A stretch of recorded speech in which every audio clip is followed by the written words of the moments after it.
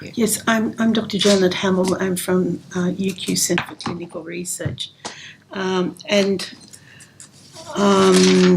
where I've been for quite a few years. I would first like to pay my respects to the Jagera and the Turrbal people and to the Brisbane Council of Elders who manage our culture today within the city. And that group of people come from many different Aboriginal and Torres Strait Islander populations across Australia. I'm a descendant of an Aboriginal grandmother from the Pilliga Scrub of New South Wales, and I'm a medical ethnographer.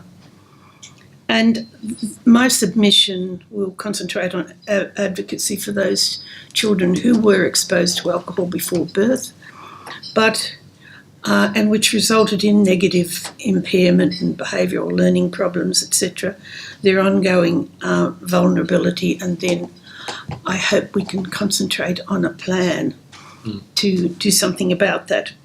But I'm not going to go right into fetal alcohol because I hear you've already had quite a few people. I know colleagues have given you the side, the fetal alcohol spectrum disorder. Yeah, we had someone in Cairns and we had someone in Brisbane last week. Oh, right, and Russell in Cairns, isn't it? The Russell Family Fetal Alcohol Disorders Association. I'm the president of that. And she did a wonderful job. Yes, she's and is very special. So where we're seeing this is a global issue, and we're seeing it with people in the correctional service custody, in special education services, and developmental disabilities and psychiatric care, and very, very much so in the Indigenous populations where it is now intergenerational. And I can actually, I have actually got friends who are grannies who have got fetal alcohol that's been unrecognised. And others have been misdiagnosed. They've been told that they've got, because doctors are reluctant to ask mothers about alcohol use or even dad's alcohol use, which they should be asking about, and they get other diagnoses such as autism, Asperger's, ADHD, etc. And they probably do have that as well, because there are 427 comorbidities associated with fetal alcohol spectrum disorders. And it's imperative that we intervene early with the primary disabilities rather than after the secondaries have developed. And that's usually the case. Young people have been in out-of-home care because of dysfunction at home. They may be second or third generation fetal alcohol. And then by the time they get into custody, they've well developed into secondary disabilities and behavioural problems, and they could have been through 60 or 70 placements in out-of-home care placements. And we need to bear in mind too, now this is a really hot topic and you'll think that we need to bear in mind that Indigenous people around the world have been genetically modified because of being dispossessed of their traditional cultures and their foods, etc., and moved on to a Western diet. That's altered their whole biology. This is something that Santos must envy with their genetically modified crops. I mean, if you take somebody, there's the Developmental Origins of Health and Disease. They've got their annual conference in Melbourne this year. It's a global organisation which looks at this, and we know that after the landing of the whitefellas in Sydney Cove, there were only 10% of the local Eora Gadigal tribes left because they had been decimated through diseases, etc. And so nobody looks at this. This is my biological genocide model that I talk about profusely now, and it is a simple way of changing someone's entire biology. And you add to that historical trauma. Historical trauma is not a psychological thing. It is a biological thing. We can actually trace it through the cells, the actual body of the person. And and I've been following a cohort of children now, informally, for 25 years. And a couple of the boys became grandfathers, one at 29 and one at 31. They're both inside and unable to be even connected with their children. And that's the terrible pity. So we have got children who are being the devastated victims of the generations before them, and especially if mum or dad is inside, there is nothing that can compare to that. And my young men inside, I used to say them my boys, but they're not boys anymore. So many of them are still in their early 30s. They know they can ring me anytime and reverse the charges. And this is what happens, and they'll say, this is what keeps me from killing myself. I want to get out of here and I want to meet my kids again. And I want to connect with my kids. And this is so special that, but no one's been listening. Now, what this group have been exposed to, Lorien Hayes was the first Aboriginal woman in Australia to put fetal alcohol on the map. And that's been over several decades now. And she did for her Master of Applied Epidemiology, she did a birth data set at Cherbourg looking at, and it's been used in a submission before, looking at what the pregnant women were using in that 5-year period from 1995 to 2000. Now this morning I didn't have time to download that, but there was 1 year when every mother used cannabis on a daily basis. Now nobody's looking at what that does to the fetus. It can't be good. I think 83% of the women, of these pregnant girls and women, used alcohol. More were smoking, and I think there were even 17% were sniffing inhalants. So these are the sort of things that, 1995 to now. And their fathers, because they're inside, they remain illiterate. There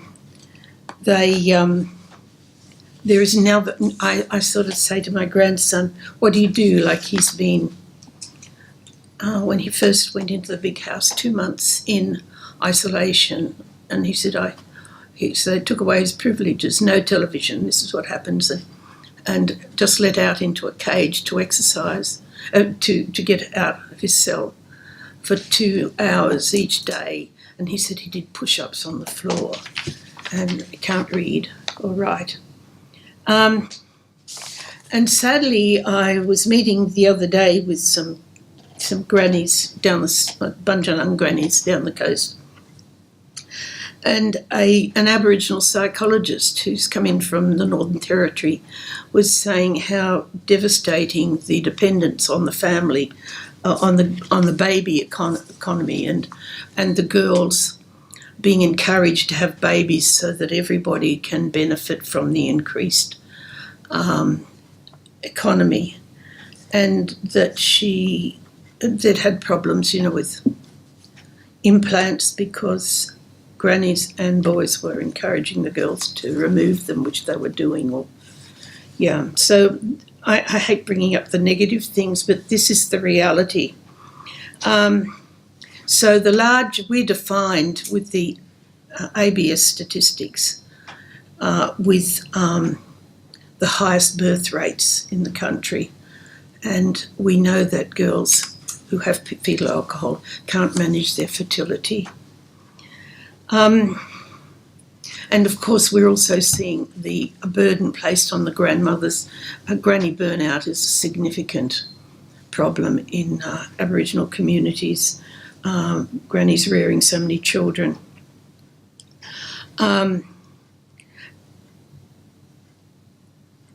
And this is, I'm seeing this developed in many ways. Grannies who were unrecognised cognitive impairments or who had been using heavily, such as cannabis and things like that. There are 2 studies now that demonstrate the cognitive impairment. One is the Kimberley Indigenous Cognitive Assessment, which found that women over 45, 62% or 63% had signs of dementia. And then, and it wasn't a stringent test. Then my colleagues over at Synapse, the Acquired Brain Injury Association here in Brisbane, where I work on Tuesdays, they did the Guddy study in Cairns, looking at homeless people who used the Quigley Street night shelter, and mostly men who were revolving in and out of prison. Their cognitive impairments were so intense, I think about 75% or something like that, that the medical team led by psychiatrist Dr. Paul White and others, and they were doing full medicals and cognitive assessments, etc. They were so ill that they called the ambulance on the spot just to come and get those people. That's how sick they were. And so I'll just talk about a couple of case histories, and these are 2 of recidivism and the other one who's doing well. So Jack's story, that's not his name, I wrote it and published it in the Australian Children's Rights News in 2007 and Defence of Children International, trying to raise awareness of his case. It didn't do anything. He'd been abandoned at birth at 3 months of age. His adoptive mother died of breast cancer, and his father suicided about the same time when he was 8 or 9. He was sent to Darwin to a relative, but he had the wanders, and I imagine if you let him out today, he would wander too. And he returned to Queensland. He was incarcerated for the first time in the Youth Detention Centre at 10 years of age, and his cognition would have been functioning at about 3 years. Very poor executive functioning, lacks impulse control, etc. And that is why people with fetal alcohol, their suicide rates amongst them are extremely high, because they might drink when they shouldn't really, with the brain function that they have, they shouldn't be drinking, but if they drink, and the next thing they get depressed and suicide. It's just one of those sort of follow ones. My grandson, he was diagnosed with FASD at 14 and later again as an adult with no changes in his care or offending behaviour. And even, from a little bloke, he was riding in the stolen cars with the big boys, ram-raiding liquor stores and things like that. And one day I got a call from the police to go and get him out of one of the police stations, and there was another little bloke there. He would have been all of 8, and his uncle had called to pick him up and then proceeded to thrash. He was drunk. This little 8-year-old was drunk too, and thrash him in the car park. So that's Jack. He's been in and out of custody. A couple of years ago down here at the district court, the judge asked me to address the court about his condition, and then he said to the court, he said to my grandson, "I think you can apply for parole today, given those circumstances." But when they got him back to Maryborough, they'd found other charges. And then since he's run up more, because one day he melted down, smashed a window, and so he's paying that off out of his little income, $800 for that. He rang me one day, very, very laughing. It was funny. He said, "There's fellows here and they're trashing the windows. Wait till they find out that they've got to pay $800 for each one." But anyway, he's the most beautiful young man, and the quirkiest sense of humour. We just adore him.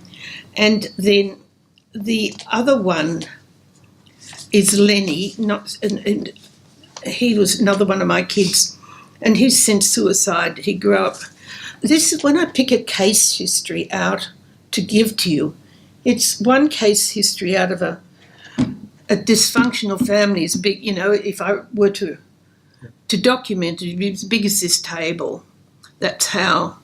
And to pick out one is really difficult because Lenny, as I'm just calling him for here, I've actually published his story too. He grew up deprived of food, nurture, everything. He was sent to a community with his brothers and sisters, and then no one would give them any food. They just wandered from house to house, and they would just be sent on, go down to whoever's getting your money. The circumstances are so tragic that I can't tell them to you because it would identify the family.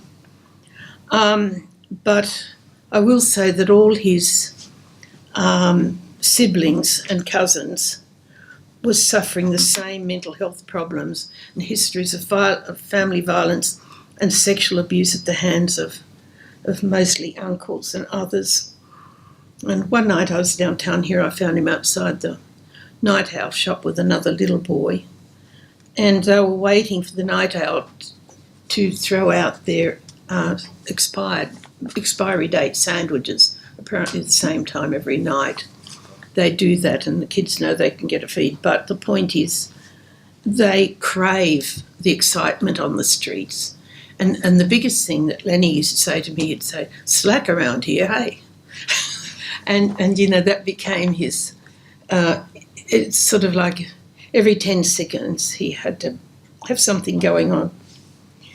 And I see that boredom across all the groups, and that's why it is very difficult with justice reinvestment. It's got to be full on. It's got to recognise that these kids have got 24/7 brains. And then I see it in communities. I think the funniest thing, and I shouldn't be laughing about this, but I bet I can make you all laugh too. My Facebook will ping, and I'll look, and it's got stolen car. And so there are all these young people standing in the street of their community with their phones, taking a picture of this stolen car coming in, doing burnouts and wheelies. And then along come the police with the lights flashing, and the little tiny ones then start, as we call, pinking the cops. It means throwing stones at the police car. And, it breaks the boredom.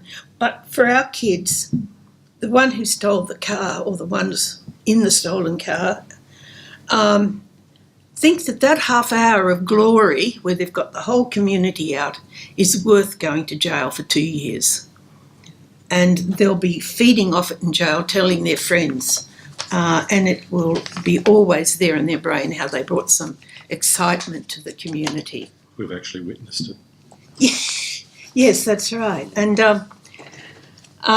And sexual abuse for the young ones I follow has been rampant. If in the event that they are empowered enough to follow through with court cases, they have to then front the perpetrator, but also the matriarchs. The matriarchs invariably turn up to support the perpetrator, and they'll say that the children tell lies, that's because adult politics overrule the rights of the child on every single occasion. So what can we do about it? I hope I've got more time. So what can we do about it? And my first thing is every child needs to know they matter. And that's not happening when they're being taken into out-of-home care and chuffed here and chuffed there. They're not being told that they matter. And every child needs to know success. Now, you can look at a child and you'll think, well, how do I deal with this? But you don't have to look far to find that there's some wonderful, appealing talent with that child. And that's what you've got to look at. You forget what they can't do, especially with the education system, and you enhance what they can do. And this is what we need to do, like in remand, if missed opportunities, we need to come out very quickly. But way before that, we need to assess the child right at birth. One of my research colleagues, she looks at vulnerable families leading up to the birth of the baby. And so we have a fair idea who the vulnerable families are, but we have to intervene very early. And there has to be money to do that. Now, I suggest that we start with economic modelling. We know that the figures Tammy mentioned for how much, $1,145 per day to keep a child in youth detention centre. I'm reliably told that it's about $700,000 per annum to keep a child in youth detention. And we know, I had the figures for 2015, that to keep children in out-of-home care came to $3.6 billion. Surely, if we could reinvent ourselves, and at the same time, there was given a mere $7 million over 4 years to deal with fetal alcohol, and it just went collectively to one research group without being thrown open to competition. So we need to, this is what I think we need to do. Cherbourg has had, it must be 25, 30 years, they've had a children's shelter. And of all sorts of things fall down and nothing happens. The children's shelter, they had a new building put up a few years ago. It's always functioned well. Children, if there was violence at home, children were free to go and book themselves in. And this was what we need to do. We need to take that model and we need to build on it. We need to build whole children's hubs.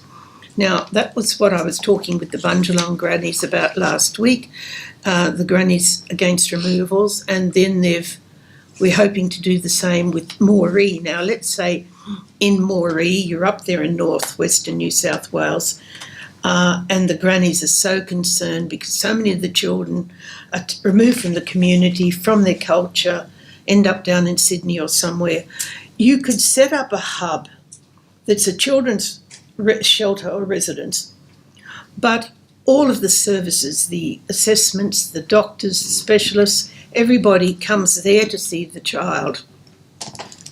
And their child health check and assessments continue to year after year with them, and to make sure that the interventions you're doing are effective. But Mum, and Dad, if they're still drinking, there has to be rehab services for them. But they can come and visit if they're not using anything. But Grandma, if she wants to come and help with the homework or reading to the children, she's welcome. She just doesn't have to worry about cooking the food or doing the laundry, all of those things. It's a stress-free environment for Grandma too. And she knows that she can know the kids are okay. But also, she probably could be a part of the community-based association that's running that shelter or that hub. We'll call it a hub. Can we give you 5 more minutes to finish? Yes, okay. And so monitoring the health status of the children is very good. I just have one case history I haven't told you. Please. And this boy is the love of my life too. He was a tiny, wee little boy, little tiny head, wee little stick legs and growth deprived. I can't see how a doctor could have looked at him and never identified just like that, because he had the classic dysmorphology of the face, etc. And he had an IQ of 57. And I took him and some other boys away on an excursion once for 10 days. They had a great time, teenagers.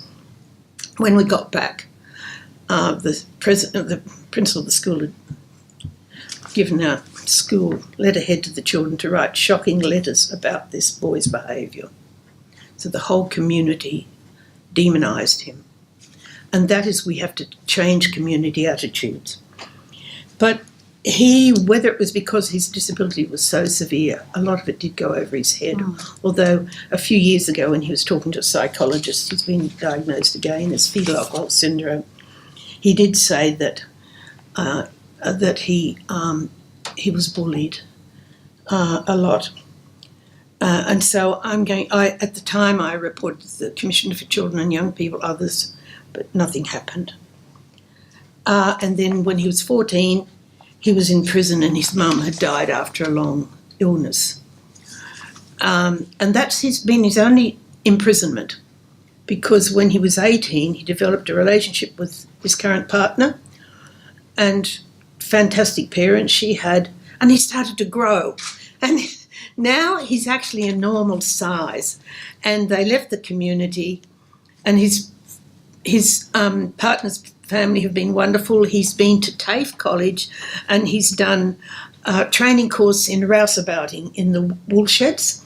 His father-in-law breeds kelpies, so he's very much into training the kelpies. And so whenever there's shearing and sheep work going on, he's got a job.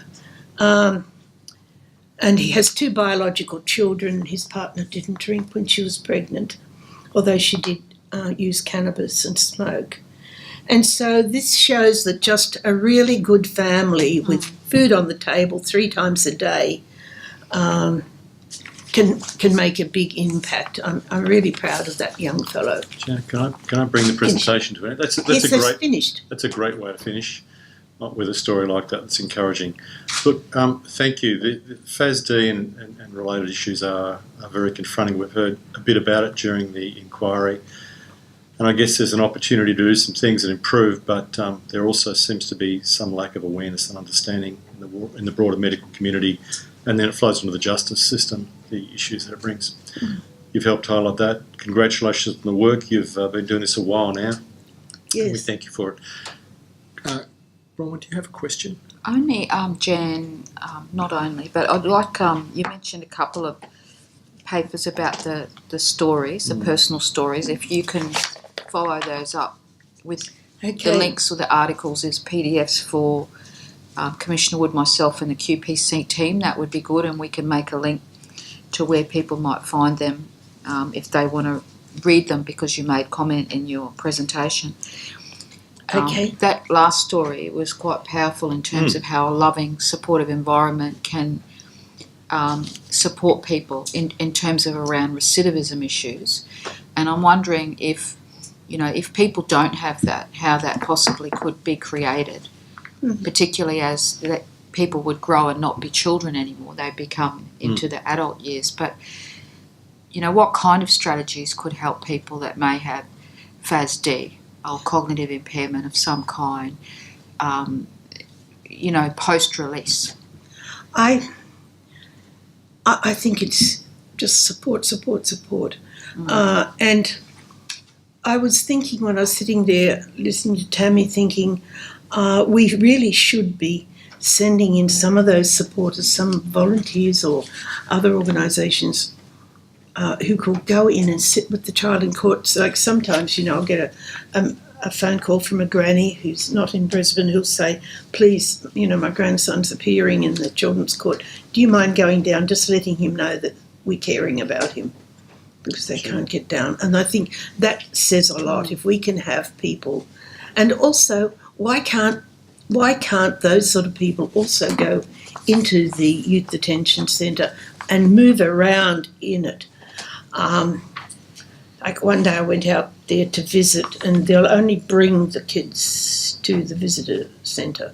You can't go in, and you know how when you're standing up there in the visitor centre and you can see the buildings which house them below, and I could hear a racket going on, and the warder said to me, this was Lenny who's suicided. They said, we'll bring him when he recovers. He's having a meltdown. I could hear him trying to belt a door down or something. And I said, he's got fetal alcohol. He said, and the warder said to me, no, all the Aboriginal kids are like that.